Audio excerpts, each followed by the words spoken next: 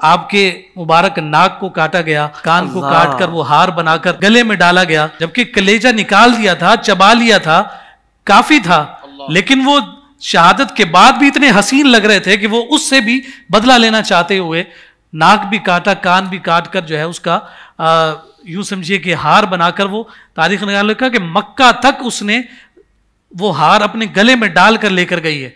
और आकाए कायनात सल्लल्लाहु अलैहि वसल्लम, सहाबा कहते हैं कि हुजूर ने जब अपने चचा जान को देखा है, फरमाया जैसे हुजूर अपने चचा पर रोए हैं, हमने ऐसा रोते हुए आकाए कायनात सल्लल्लाहु अलैहि वसल्लम को कभी नहीं देखा कि हुजूर की रोते रोते हिचकियां बन गई। और मोहब्बत का आलम ये देखिए कि आकाए कायनात सल्लल्लाहु अलैहि वसल्लम अपनी फूफी जात को मना फरमा रहे हैं, अपनी फूफी जनाब सैयदा सफिया को मना कर रहे हैं कि आप अपने भाई को ना देखिए, आपका जो पैमाना है सब्र का वो लबरेज हो जाएगा। लेकिन वो भी तो फूफी हुजूर अलैहिस्सलातु वस्सलाम की हैं, खामोशी के साथ आंसू बहाती रहीं। और जब उनको हुजूर ने रोते हुए देखा तो हुजूर का दामन फिर आंसुओं से तर हो गया और हुजूर अलैहिस्सलातु वस्सलाम अपने चचा जान के लिए उसी तरह से अश्क बार हैं।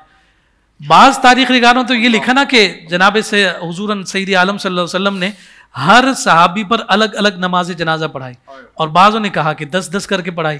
सबसे पहले हुजूर अलैहिस्सलातु वस्सलाम ने अपने चचा जनाब सैयदुश शुहदा सैयदना अमीर हमज़ा का जनाजा पढ़ाया।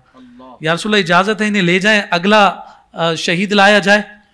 वाक़ई कायनात सल्लल्लाहु अलैहि वसल्लम ने फरमाया कि मेरे चचा को यहीं रहने दो और जनाजे लेकर आओ। अल्लाह अकबर। तो अगर ये रिवायत ले ली जाए कि हुजूर ने हर सहाबी पर, हर शहीद पर अलग अलग जनाजा पढ़ा, तो यूं समझिए कि 70 से ज्यादा दफा आकाए कायनात सल्लल्लाहु अलैहि वसल्लम ने अपने चचा जान के लिए दुआए मग़फ़िरत फरमाई, और वो जनाजे की अदायगी।